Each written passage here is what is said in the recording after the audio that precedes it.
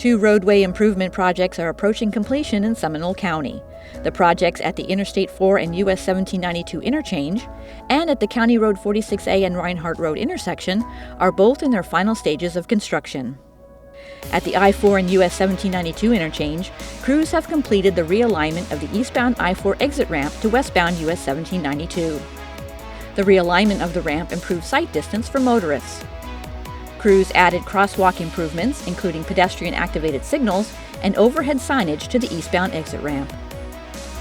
Crews have also added a second left turn lane from westbound Seminole Boulevard to Monroe Road. The previously existing free-flow right turn from eastbound U.S. 1792 has been removed, and dual right turn lanes have been installed. Traffic now stops at the signal, which improves safety for the pedestrians and cyclists traveling through the area. The auxiliary lane on U.S. 1792 has been extended between the westbound I-4 exit ramp and Monroe Road.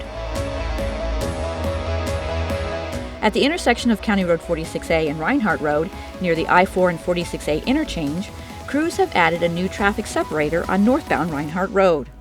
On eastbound County Road 46A, a triple right turn is in place with 2 lanes currently open for travel.